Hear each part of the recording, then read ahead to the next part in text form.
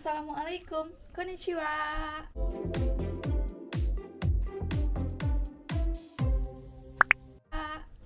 Halo gengs, kali ini hari ini juga tanggal 4 Oktober 2020 aku bakal pergi vaksin COVID-19 di Jepang. Jadi di sini aku bakal ceritain cara-cara vaksin di Jepang seperti apa dan segala macam yang harus dipersiapkan itu. Dan kalau di Jepang itu mereka pakai jenis dua vaksin. Pertama itu vaksin Pfizer dan yang kedua itu jenisnya Moderna. Oke, gengs, jadi langsung saja. Pertama di sini kita bakal dapat amplop kayak gini dari pemerintah setempat, dikirim langsung ke tempat tinggal kita. Dan amplop ini tuh aku sama suami dapat, jadi satu orang tuh satu amplop. Dan di dalamnya itu terdapat beberapa jenis kertas. Yang pertama di sini di depannya ini ada nomor tiket. Nanti aku nggak bisa kasih lihat ini. Nomor tiket ini nanti bisa aku pakai buat reservasi. Jadi nomor tiket ini tuh kayak nomor pribadi kita begitu. Dan yang kedua di sini cara-cara nanti kita buat daftar reservasinya. Dan di sini untuk reservasinya kita bisa melalui web sama Line. Ada juga untuk via telepon, kita bisa telepon langsung ke pemerintah setempat. Lalu di belakang ada nama-nama klinik yang bisa kita pilih, klinik mana yang kita suka buat nanti kita pergi vaksin.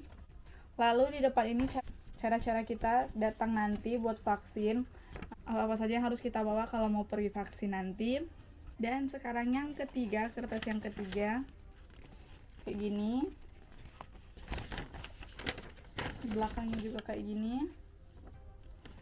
Kertas ini tuh di dalamnya tentang penjelasan semua jenis vaksin, penjelasan jenis-jenis vaksinnya dan efek sampingnya setelah divaksin, kayak misalnya demam, sakit kepala gitu. Efeknya sudah mereka tulis semua di sini. Jadi kita harus baca dulu sebelum kita menyetujui untuk divaksin atau enggak. Dan yang terakhir, kertas kuesioner. Di sini kita dapat dua kertas kuesioner. Yang pertama ini kita bisa pakai untuk dosis yang pertama dan yang kedua untuk dosis yang kedua. Karena di sini tuh di Jepang kita dapat dua dosis. Jadi pertama itu yang paling atas ini kita bisa isi data diri kita, kayak nama, alamat, tempat tinggal kita, nomor telepon, umur, tanggal lahir. Terus yang di bawah ini kayak pertanyaan-pertanyaan tentang apakah kita mempunyai penyakit yang serius, apakah kita punya kelainan, sedang dalam pengobatan, apakah kita termasuk dalam kategori prioritas. Kategori prioritas di sini itu kayak tim kesehatan, atau usia 60 tahun ke atas, atau kayak bekerja di panti jompo, itu prioritasnya yang di Jepang. Apakah kita termasuk dalam golongan prioritas. Jadi kalau tidak kita jawab aja iye di sini. Kalau hai kita bisa jawab aja yang di sini. Kalau hai iya, kalau iye tidak. Dan di sini juga mereka nanyain kalau apakah kita sekarang ini lagi nggak enak badan. Terus apakah kita sebulan terakhir itu pernah demam, dan ada juga di sini apakah kita juga pernah mengalami kejang. Lalu yang di bawah ini, yang di sini itu nanti pihak dokternya yang bakal ngisi ini. Terus yang di sini mereka nanyain apakah kita bersedia untuk divaksin atau tidak. Kalau iya kita centang yang ini, terus di sini tanggal yang sekarang dan terakhir tanda tangan. Yang ini nanti pihak dokternya juga yang bakal ngisi ini. Jadi ini udah aku isi karena hari ini aku udah mau pergi vaksin. Oke, sekarang itu yang kedua, karena yang pertama tadi tentang isi amplopnya dan yang kedua sekarang itu tentang cara reservasinya.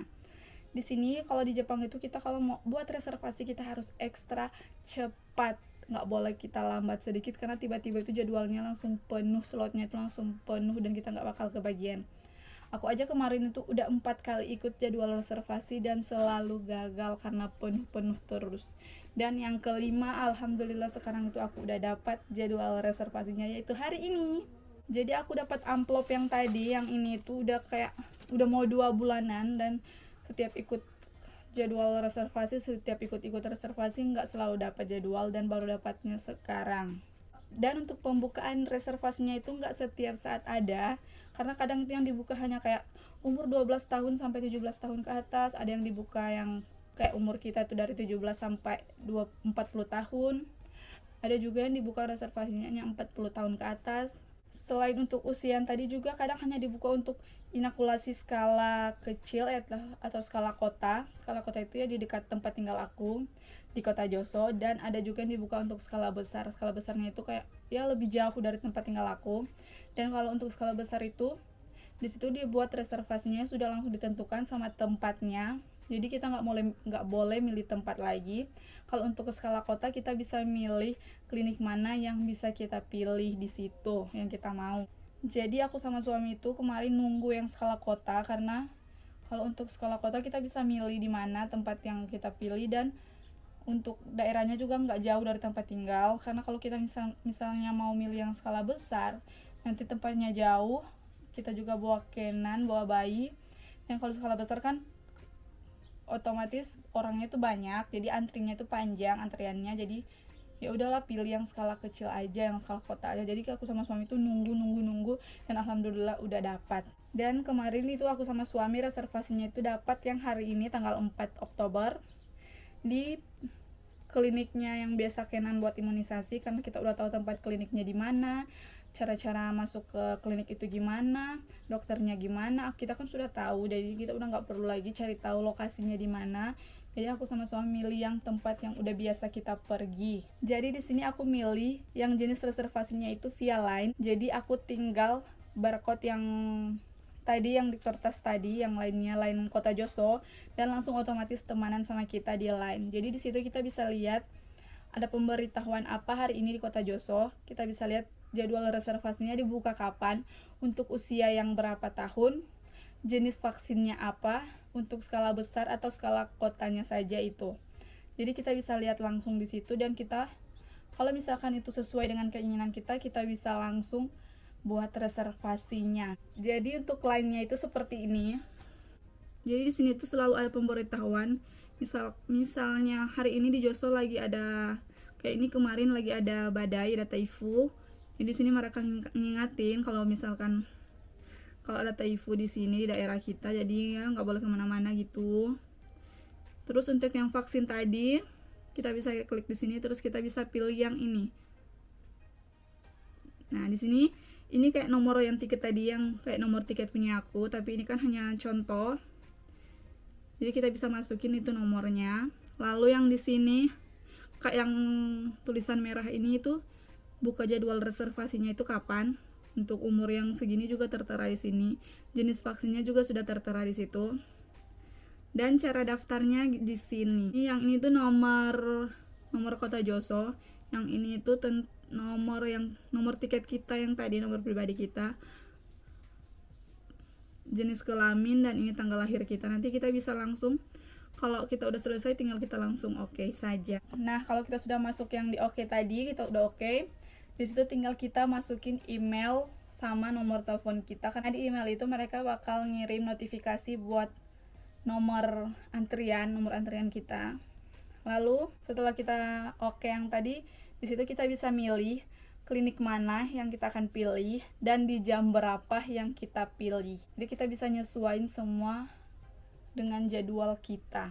Dan sekarang aku bakal pergi buat vaksin. Mudah-mudahan aja nggak terlalu sakit, karena aku juga pertama kali yang ini vaksinnya. Pertama itu yang harus kita bawa ini dia yang amplop tadi. Kedua itu KTP kita, kartu tanda pengenal kita atau SIM. Dan yang ketiga, kalau misalkan kita mau baca yang kayak gini udah pakai kacamata, kita harus bawa kacamata pribadi karena di situ nggak nyediain. Terus juga di situ mereka bilang kalau misalkan kita punya buku obat kita harus bawa, dan di sini aku punya buku obat. Oh iya, yang di kuesioner tadi juga mereka di situ nanyain apakah kita sedang mengandung atau sedang menyusui. Aku mau ukur suhu dulu karena di situ kita harus nulis suhu badan kita itu sekarang berapa. Bismillahirrahmanirrahim.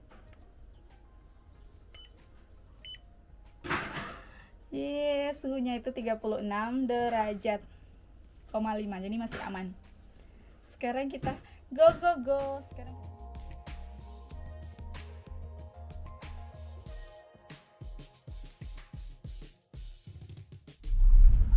Oke gengs, jadi sekarang kita sudah sampai di klinik. Dan kliniknya itu hanya 5 menit dari tempat tinggal aku, karena ini dekat banget, jadi kita pilih yang klinik yang ini. Jadi kliniknya itu, dan aku nggak bisa ngerekam di dalam, jadi nanti aku bakal ceritain pas udah selesai. Oke guys, jadi hari ini tanggal 5 Oktober, ini masih pagi juga aku baru bangun. Dan aku vaksinnya itu kan kemarin tanggal 4, tapi aku bikin video lanjutannya itu nanti hari ini, karena mau tunggu reaksi obatnya dulu sama efek samping obatnya itu kalau ada. Jadi pas masuk itu ke klinik, kita tinggal masukin KTP sama amplopnya itu. Terus di dalam juga mereka jelasin kalau misalkan kita perlu obat untuk pereda nyeri nanti pas reaksi vaksinnya atau efek sampingnya itu, kita bisa minum obat pereda nyeri ini. Tapi di sini untuk obat pereda nyerinya itu kita bayar sekitar 600 yen atau 80 ribuan kurang lebih, dan tambah juga kita dimintai kartu hokeng atau kartu asuransi kita. Tapi untuk vaksin di sini juga vaksinnya gratis, nggak bayar. Karena dokter lihat aku punya baby juga, jadi dokter nyaranin aku untuk ambil obat ini, karena obat ini tuh bisa kita pakai buat jaga-jaga nanti kalau misalkan pas di rumah kita udah demam tinggi, udah sakitnya, udah lesuh, udah sakit kepala, nggak ketahan, kita bisa minum obat ini. Jadi aku sama suami mutusin buat ambil obatnya. Ini obatnya kita dapat kemarin.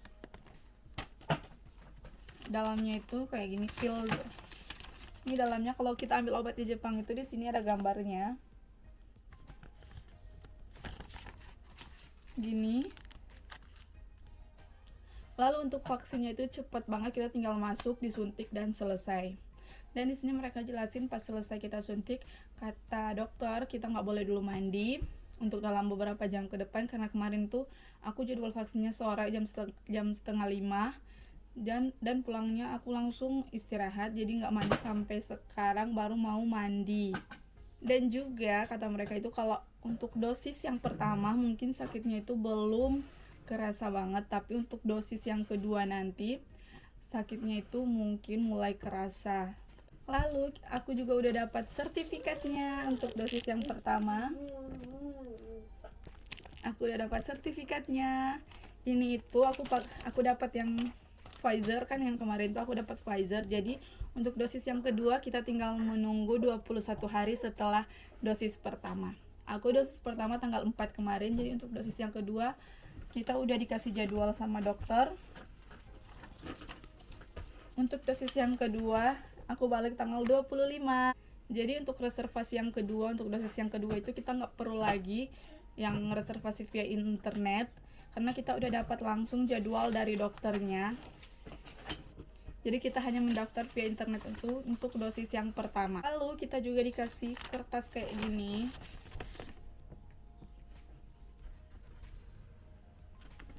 Ini tuh kayak efek sampingnya. Di sini sakit di daerah yang disuntik, sakit kepala, demam, sama badan udah lesu gitu. Jadi untuk sakit tangan itu yang di dekat suntikan, kemungkinan kita bakal kena 90%. Dan itu yang aku rasain sekarang. Jadi tangan aku itu yang ini sakit banget, yang ini. Tapi masih bisa ketahan. Kalau untuk jalan-jalan biasa gitu enggak, tapi kalau untuk diangkat, kayak gini tuh sakit. Tapi tadi aku udah tanya, aku udah telepon suami kan sekarang udah kerja. Jadi aku tadi telepon suami, tanya kalau gimana aku udah mau minum obat atau belum, karena sakitnya itu udah nggak bisa ditahan kalau diangkat. Tapi kata suami jangan dulu, yang penting tuh masih bisa jalan biasa. Kalau biasa kayak gini pegang ini itu masih biasa, tapi kalau untuk diangkat udah nggak bisa karena sakit di sini. Yang kedua ini sakit kepala. Sakit kepala itu kita bisa dapat kayak 50%. Kemungkinan kita dapatnya 50%, tapi di sini aku alhamdulillah enggak. Yang ketiga ini demam. Untuk demam alhamdulillah aku enggak, tapi aku cek lagi dulu. Untuk demam alhamdulillah enggak, masih di batas normal, masih 36,6. Dan untuk badan lesu juga terakhir di sini aku alhamdulillah badannya biasa-biasa aja yang aku rasain.